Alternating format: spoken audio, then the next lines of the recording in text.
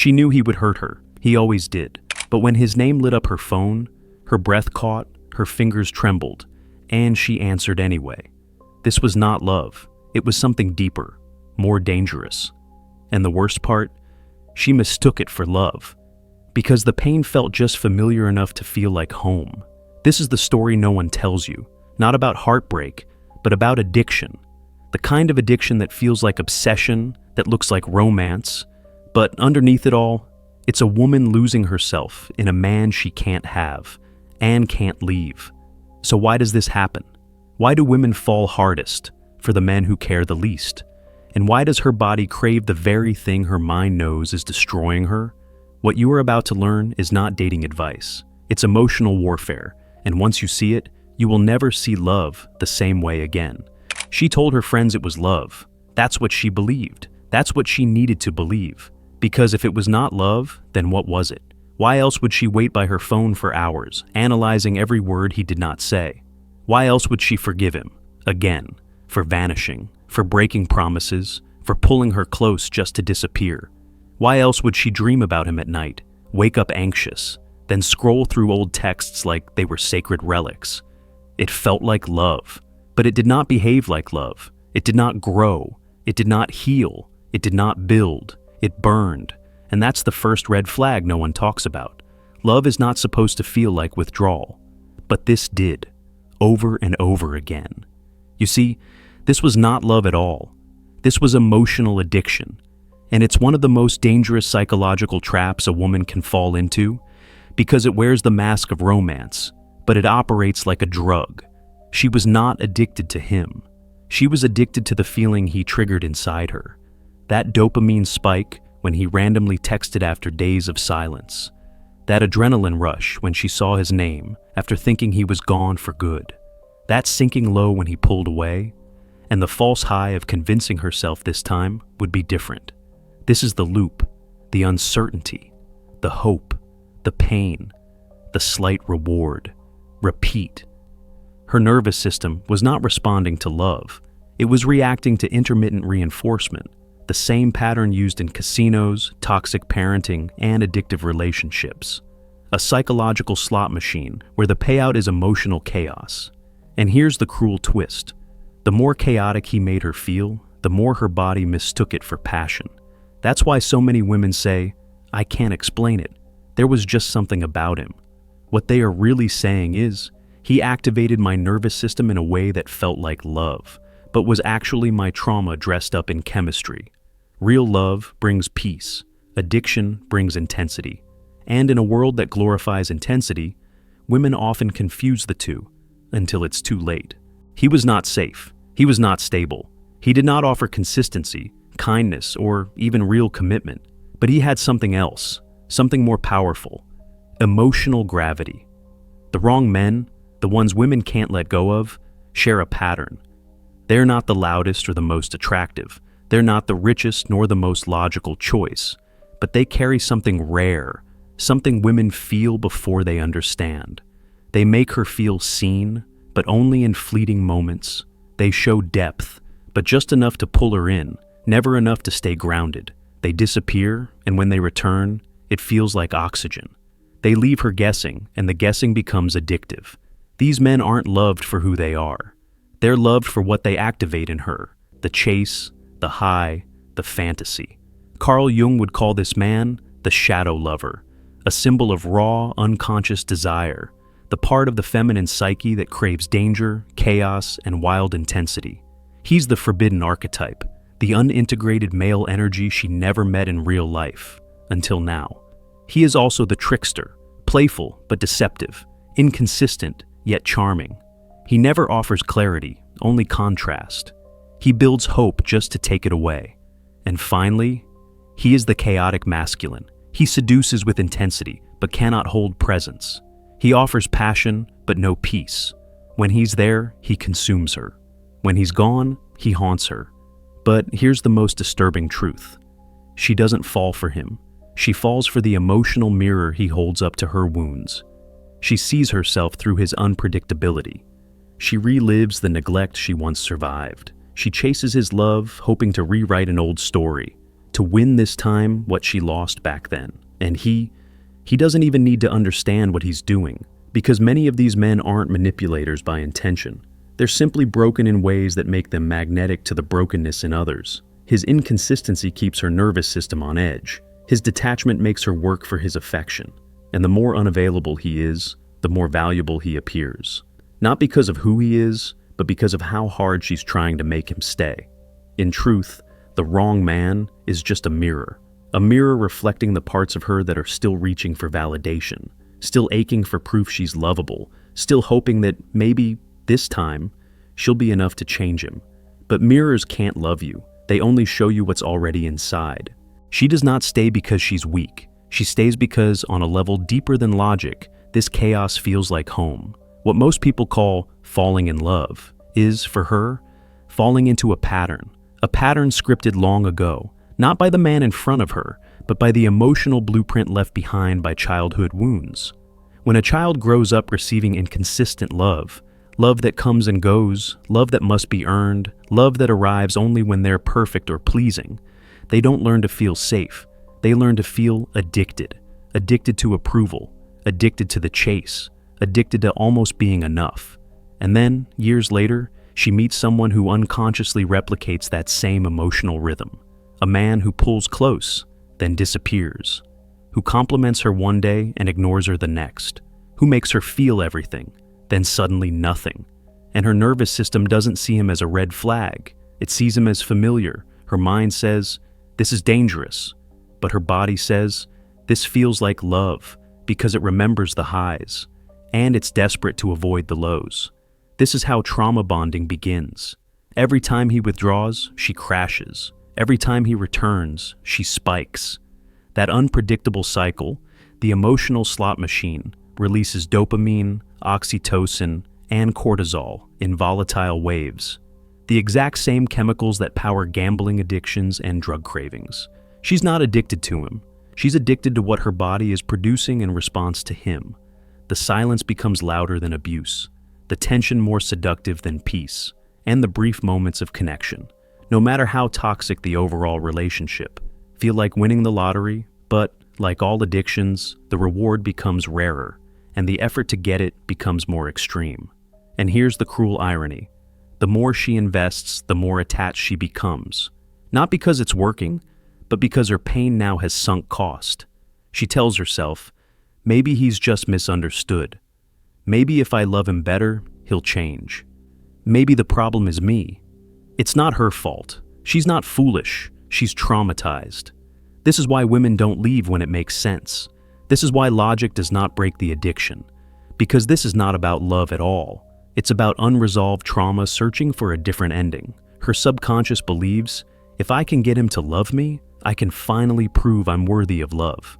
But what she does not realize is that she's already worthy. She's always been.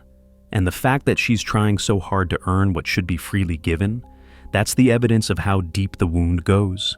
Until that wound is seen, felt, and healed, she'll keep mistaking emotional chaos for connection. She'll keep calling her trauma love, and wondering why it always ends the same. It's easy to assume that smart women don't fall for the wrong men, that intelligence is armor against emotional chaos, that success, education, and self-awareness should protect her from heartbreak. But in reality, it's often the smartest, most high-achieving women who fall the hardest. Not because they are naive, but because they are trained to make sense of the senseless. They have been taught to solve problems, decode complexity, and outthink challenges. So, when a man begins to show inconsistency, distance, or emotional coldness, they don't retreat, they lean in. Instead of seeing his behavior as a warning, they see it as a puzzle, one they believe they can solve, if they just try hard enough.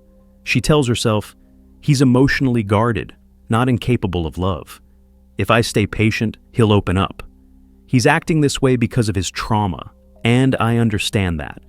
This creates an illusion of control. She believes that if she responds with enough empathy, effort, or insight, she can fix the dysfunction. She intellectualizes the chaos instead of escaping it. She rationalizes the pain instead of confronting the truth. And every time she almost figures him out, every time he gives just a hint of vulnerability, her mind sees progress. while her soul continues to bleed. Why it traps her, deep or smart. Women are not addicted to the man himself. They're addicted to the idea that they can save him, that their love is powerful enough to change him, that if they just get it right, this time, it will work.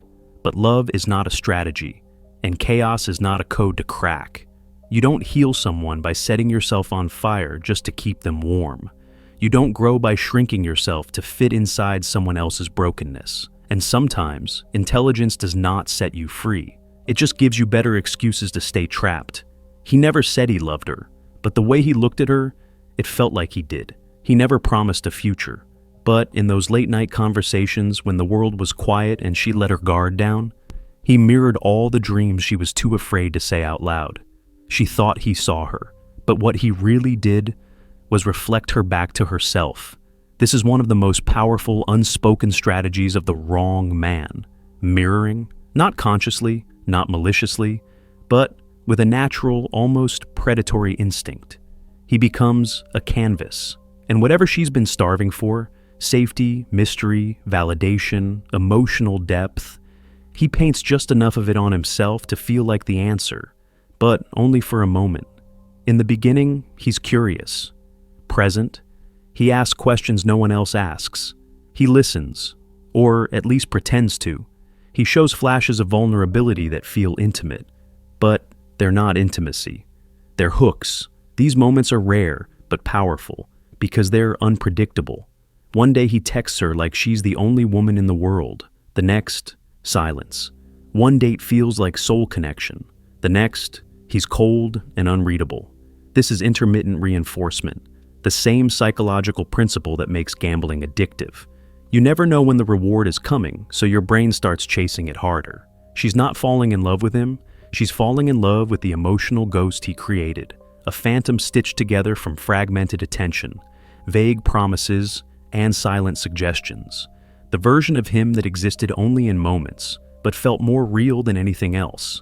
This ghost is not just seductive, it's tailored. He picks up on what she wants, and gives her just enough of it to project the rest. She fills in the gaps with her own hopes. She builds a future out of fragments, and when he begins to withdraw, slowly, subtly, it does not make her leave. It makes her fight harder, because now it's not just about him, it's about proving the fantasy was real. What keeps her hooked is not his love. It's the absence of clarity, the open loops, the almost moments, the ache of what could be, if only he let it happen. And so, she stays. Not because of what he gives, but because of what she still hopes he might. She's not addicted to his presence. She's addicted to his emotional shadow, the idea of who he could become if only he chose to. But he won't, because that man never existed in the first place. She just needed to believe he did. She finally meets someone kind. He shows up on time. He listens. He remembers the little things. He texts back without delay. He does not play games, does not disappear, does not make her beg for crumbs. And yet, she feels nothing. There's no spark, no chaos, no gut-twisting butterflies, just silence, the kind she is not used to. So, she tells herself, he's nice, but something's missing. There's no chemistry. Maybe I'm just not ready. But that's not the truth. The truth is her nervous system does not know how to feel safe. So when it finally does, it misinterprets that calm as boredom. The wrong man creates emotional roller coasters, highs and lows that feel intense, addictive, alive. Every message is a hit. Every silence is withdrawal. It keeps her activated, alert, obsessed. But the right man, the one who brings stability and consistency, doesn't activate the trauma loop. He doesn't mimic her childhood pain. He doesn't challenge her sense of worth. He just shows up. And that should feel like love. But instead, it feels unfamiliar. And unfamiliar can feel wrong, even when it's right. This is the cruel side effect of emotional conditioning. When you've been trained to chase love through pain, peace feels empty. She thinks she misses the passion. But what she's really missing is the adrenaline, the chemical chaos that the wrong man triggered in her mind and body. And because she's used to equating that chaos with connection, anything outside of it feels lifeless. But love, real love, isn't supposed to feel like survival. It's not supposed to spike your cortisol or rob you of sleep. It's supposed to be quiet, present, safe, and until she heals the addiction to emotional instability, she will keep walking away from the very thing she says she wants, because it doesn't hurt enough to feel real. At some point, the truth begins to whisper, softly, painfully, persistently. It was never really about him, because if it were, she would have let go by now. She would have walked away the first time he broke her trust. She would have stopped loving him the moment he showed her he could not hold that love. But she did not. And it's not because he's special. It's because he awakened something deeper inside her. A wound that was already there. This is the part no one talks about. The part where his rejection starts to feel personal, as if healing depends on getting him to choose her. But she's not craving him. She's craving what his attention would mean if he gave it freely. Validation. Worth. Proof that she is finally enough. His love becomes the external solution to an internal question.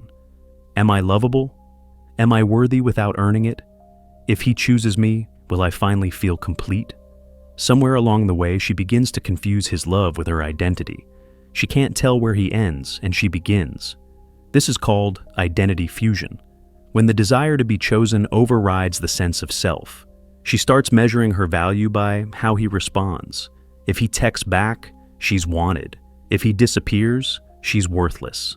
If he smiles, she's beautiful. If he pulls away, she's broken. And this is the most dangerous part of emotional addiction. When your sense of self becomes tied to someone else's inconsistency, it's no longer about the relationship, it's about survival, psychological survival. Because if this man doesn't love her, then maybe no one ever will. There's also a deeper fantasy at play. The fantasy of being chosen by the one who doesn't choose anyone. The emotionally unavailable man. The loner, the broken hero. She thinks, if I'm the one who finally breaks through his walls, if I'm the woman he softens for, then I must be powerful. Then I must be special. But that's not love. That's ego. That's trauma wearing the mask of destiny. And even when she knows this, she holds on. Not because it's working, but because letting go would mean admitting he was never real. That everything she built, every hope, every plan, every sacrifice, was for someone who only existed in her imagination.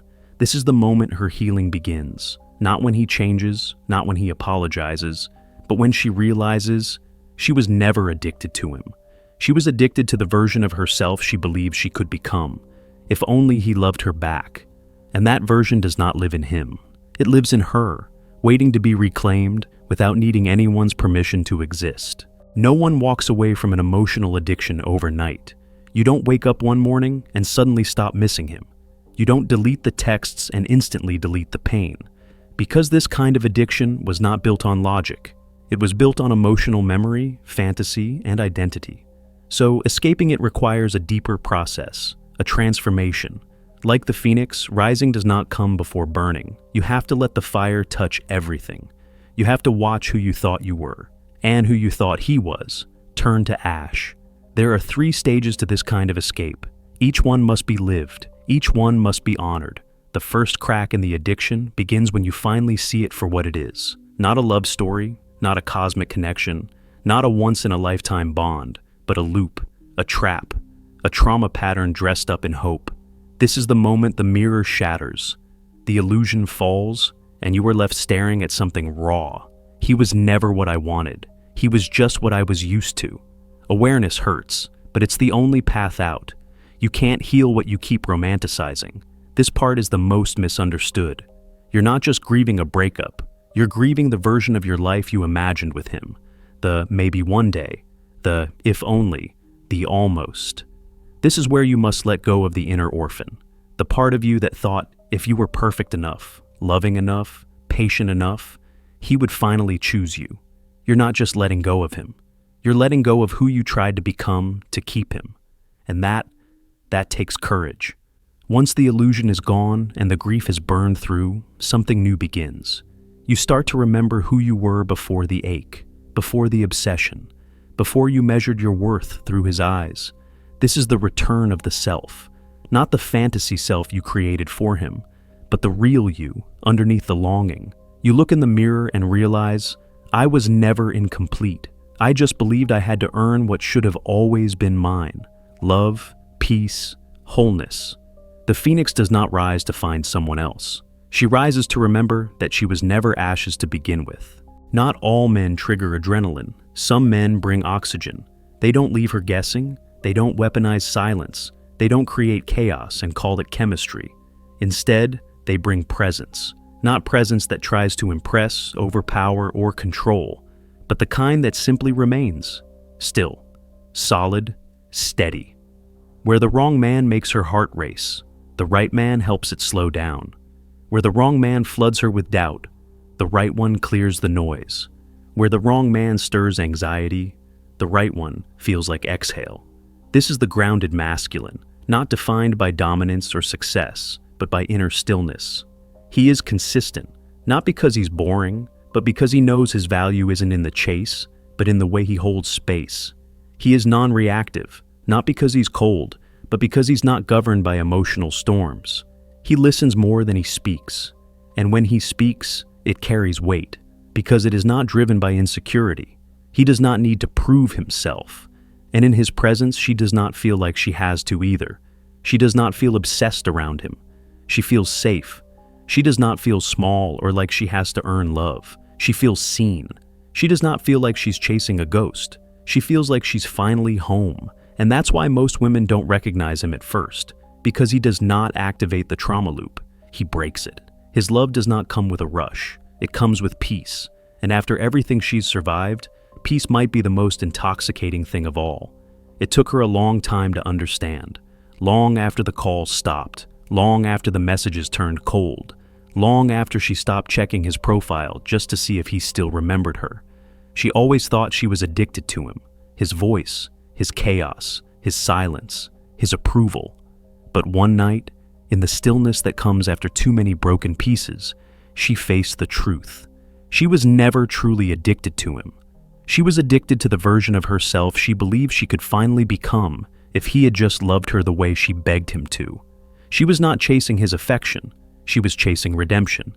She thought, if I can make someone like him choose me, then maybe I'm no longer the girl who was left behind. Maybe I'm no longer the girl who wasn't enough. He was never the destination. He was the mirror, and what she was chained to was her own unhealed story, her own inner child, still waiting for someone unavailable to stay, still hoping to earn the love that should have been unconditional. Every unanswered text, every cold glance, every delayed reply wasn't just rejection. It was reactivation of a wound she thought she had buried. And the more she fought for his love, the deeper she buried herself inside that wound. Healing did not come with a loud revelation. There was no final fight, no grand closure, no apology, just silence. And then, clarity. She realized he was not the key to her becoming whole. He was the distraction from doing that work herself. And the moment she stopped trying to fix, chase, or decode him, she met someone far more important: herself. Not the wounded girl chasing love, not the fantasy self she tried to become for him, but the woman underneath it all, untouched, whole, complete. And in that quiet realization, the chains fell. Because true freedom does not come when he finally sees her worth. It comes when she does. He was never the answer. He was just the question that led her back to herself.